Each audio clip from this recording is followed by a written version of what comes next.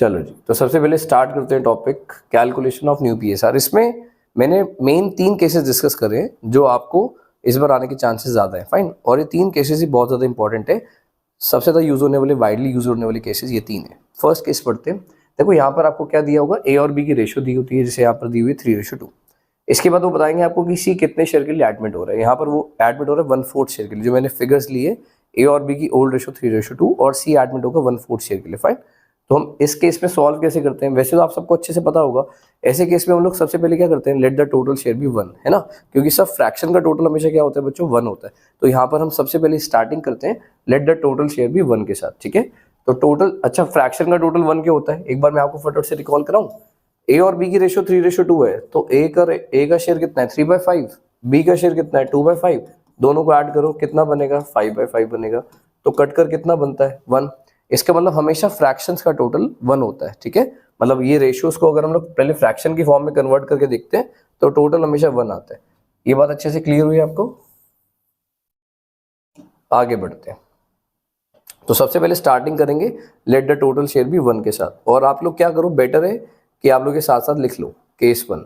अभी तक आपको जितना दिख रहा है पहले आप क्वेश्चन नोट डाउन कर लो, फिर मैं आंसर करवाऊंगा, पहले समझो और फिर अपने आप करके देखना, ठीक है। अगर आप अपने आप करोगे तो बहुत ज़्यादा परफेक्शन आ सकती है, तो बहुत अच्छे से हो जाएगा। तो करना स्टार्ट करूं, चलो। आंसर हम लोग स्टार्ट कैसे करेंगे, सबसे पहले लेंगे let the total share be 1। Let the total share be 1 के बाद हमें ऑलरेडी पता है कि सी कितने शेयर के लिए एडमिट हो रहा है बच्चों, 1/4 शेयर के लिए एडमिट हो रहा है। तो हमने लिखा कि सी का शेयर कितना है 1/4 है, फाइन। अब रिमेनिंग शेयर निकालते हैं। रिमेनिंग शेयर कैसे निकालेंगे, अगर टोटल शेयर 1 है उसमें से 1/4 सी का शेयर है, तो रिमेनिंग कितना बचेगा 1 - 1/4, दैट विल बी 3/4, है ना। तो ये कितना बचेगा 3/4 बचेगा। अब 3/4 जो शेयर बचा है वो किस किस का है, ए और बी का है, क्योंकि सी का शेयर ऑलरेडी 1/4 हमने फिक्स कर दिया। तो दैट मीन्स ये 3/4 जो है वो आप किसके बीच में बांटने वाले हो, ए और बी के बीच में। कौन सी रेशो में बांटोगे 3:2। इसमें मैं आपको एक और बात समझा देता हूँ। अगर यहाँ पर इस क्वेश्चन में वो आपको ऐसा बोलते हैं कि ए और बी ने फ्यूचर में वो अपनी रेशो रखना चाहते हैं इक्वल, तो जो मैं रिमेनिंग शेयर है 3/4 इसको मैं इक्वली बांटता, क्या बांटता, इक्वली बांटता। अगर ये इसके अलावा मुझे बोलते कि ए और बी फ्यूचर में ये रेशो में शेयर करना चाहते हैं अपने प्रॉफिट्स को, लेकिन अभी ऐसा कुछ नहीं बोल रहे हैं, तो दैट मीन्स वो अपने ये वाला जो शेयर है इनका 3/4 इसको हम कौन सी रेशो में बांट देंगे, 3:2 में बांट देंगे। क्या ये बात क्लियर है आपको। तो ऐसा क्वेश्चन आपकी बुक में है, इसलिए मैंने आपको अभी बताया। तो हम लोग क्या करेंगे, अब यहाँ पर निकालते हैं तीनों के नए शेयर। तो ध्यान से समझो जरा, ए का नया शेयर कैसे निकालेंगे। सबसे पहले ये जो 3/4 आपके पास रिमेनिंग है ये ए और बी के आगे रख दो। आपने इसी को तो बांटना ना ए और बी के आगे। और सी का शेयर तो फिक्स है कितना 1/4। अब क्या करेंगे, ए का जो नया शेयर आएगा वो कैसे निकालेंगे, इसको हमने कौन सी रेशो में बांटना है 3:2 में, जो इनकी एग्जिस्टिंग रेशो थी। तो इंटू 3/5 और इंटू 2/5 आंसर निकाल लेंगे। 3 3 9/20, ये आ जाएगा 6/20। और बस इसका सिर्फ बेस सेम कर दो, ऑलरेडी इसका शेयर 1/4 है, हमें ऑलरेडी पता है। तो 20 बनाने के लिए आपको क्या करना होगा, इसको 5 से मल्टीप्लाई डिवाइड करना होगा। तो ये आ जाता है 5/20। तो दैट मीन्स आपकी न्यू रेशो आ रही है 9:6:5, ठीक है। तो हम लोग ऐसे लिख देंगे, देयरफॉर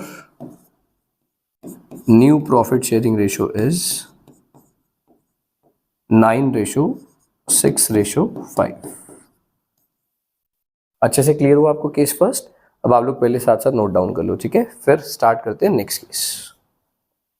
नेक्स्ट केस में देखो क्या होगा, ए और बी की रेशियो गिवन होगी आपको, सी एडमिट हो रहा है 1/4 के लिए। अब यहाँ पर आपको मेंशन होगा कि जो सी 1/4 के लिए एडमिट हो रहा है वो ए और बी उसको किस रेशियो में दे रहे हैं। मतलब जो सी एडमिट होगा कुछ शेयर उसका ऑलरेडी आपको गिवन होगा, ये आपको बता रहे हैं। जैसे देखो यहाँ पर which equals equally from A and B, मतलब वो ए से कितना ले रहा है और बी से कितना ले रहा है, ये चीज आपको क्लियरली मेंशन होगी। यहाँ पर इक्वली की जगह वो ऐसा बोल सकते थे कि वो 3:2 में ले रहा है या 1:2 में ले रहा है, वो एज अ केस में भी वो डिपेंड करेगा कि आपको यहाँ पर लैंग्वेज क्या दी हुई है। तो आपको ये ध्यान से पढ़ना होगा कि वो किस रेशो में ए और बी से अपना शेयर ले रहा है, ठीक है। तो ऐसे में प्रेजेंटेशन चेंज हो जाती है। सबसे पहले देखो हम लोग क्या करते हैं, ध्यान से चेक करो। पहले आप क्वेश्चन नोट डाउन कर लो, मैं कहूँगा 2:1 ओल्ड रेशो है और सी एडमिट हो रहा है 1/4 के लिए, फाइन। अब जरा ध्यान से देखो, यहाँ पे 3 चीजें आपको समझ में आनी चाहिए। ए का एग्जिस्टिंग शेयर कितना है, ए कितना शेयर उसको दे रहा है, सी को दे रहा है अपने शेयर में से, और बाकी का उसका नया शेयर कैसे निकालोगे, एग्जिस्टिंग माइनस उसका सेक्रीफाइस करके। फाइन, तो यहाँ पर लिखते हैं ए का एग्जिस्टिंग कितना है 2/3, है ना, 2:1 ऑलरेडी आपको गिवन थी। ए ने कितना सैक्रिफाइस किया, बोल रहे हैं कि वो इक्वली ले रहा है ए और बी से। 1/4 को अगर मैं इक्वली बांटू दो जनों में तो 1/8 हो जाएगा ना।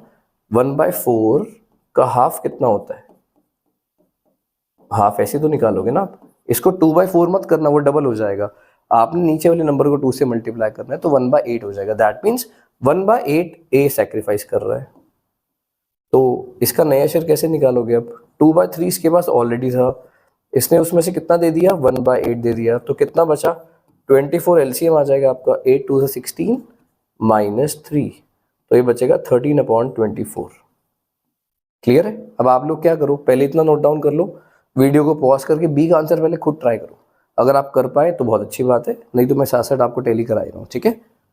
चलो जी, अब बी का आंसर निकालते हैं। बी का एग्जिस्टिंग बताओ कितना था फटाफट।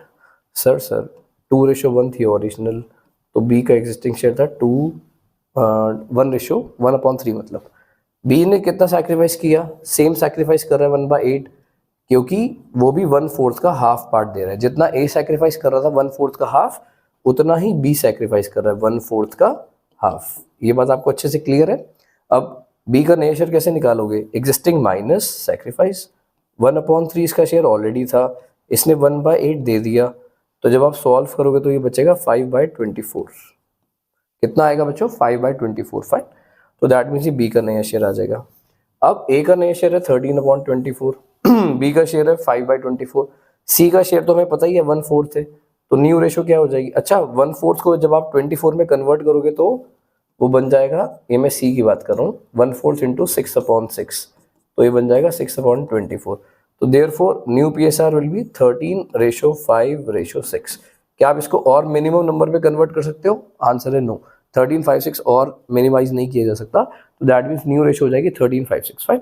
अच्छा इस केस में सैक्रिफाइसिंग रेशो आपको निकालने की नीड नहीं है ओल्ड माइनस न्यू करके, क्योंकि यहाँ पर ऑलरेडी आपको पता है कि सैक्रिफाइस बी कितना कर रहा है 1/8 कर रहा है, और ए कितना सैक्रिफाइस कर रहा है 1/8। तो ऐसे केस में सैक्रिफाइसिंग हमें देखते ही पता लग जाता है कि इस क्वेश्चन में सैक्रिफाइसिंग रेशो आ रही है 1:1, यानी कि इक्वल। ये बात अच्छे से क्लियर होती है आपको। आगे बढ़े, चलो अब आप लोग पहले केस नंबर 2 अच्छे से कर लो, उसके बाद केस 3 स्टार्ट करते हैं। केस 3 की जरा लैंग्वेज चेक करो, बहुत डिफरेंट लैंग्वेज है।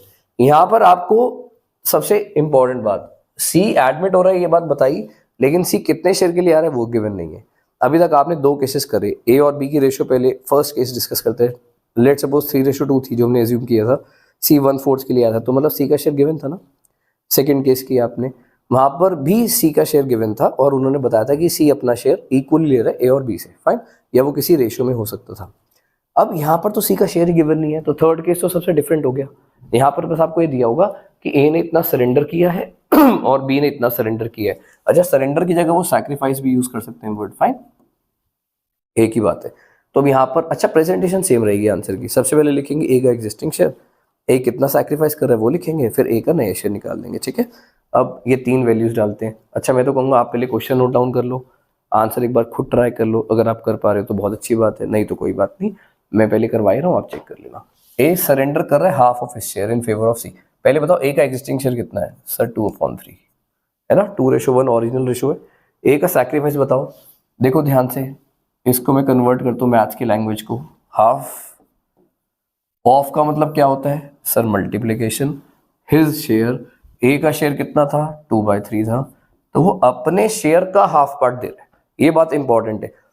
पहले वाले केस में यानी कि केस नंबर 2 में उसने अपने शेयर का हाफ नहीं दिया था, जितने शेयर के लिए सी आया था उसका हाफ दिया था, 1/8 1/4 का हाफ है ना। यहाँ पर ए बोल रहा है कि मेरा जितना शेयर मेरे पास है, मतलब जो मेरा शेयर है मैं उसका हाफ आपको देता हूँ। फाइन, तो यहाँ पर जो सॉल्व करोगे तो ये आएगा 2/6। बस आपको ये बात ध्यान रखना है, जहां पर आता है ऑफ इस शेयर वहां पर उसके शेयर से मल्टीप्लाई करना, अदरवाइज मत करना, छोटी सी बात है। अब ए का नया शेयर कैसे निकालेंगे, सर उसके पास 2/3 पहले था, उसने 2/6 दे दिया, तो उसके पास बचेगा कितना, तो हाफ ही तो बचेगा ना, तो यानी कि 2/6 बचेगा बच्चों।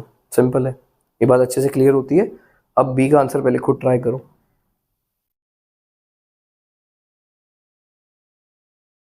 अब बी के शेयर की बात करते हैं। बी का एग्जिस्टिंग शेयर कितना था, 1/3 था। उसने अपने शेयर का कितना पार्ट दिया, एक बार जरा चेक करें। बी ने अपने शेयर का 1/3 पार्ट दिया है, और इसका शेयर ओल्ड शेयर 1/3 था ना। हाँ ठीक है।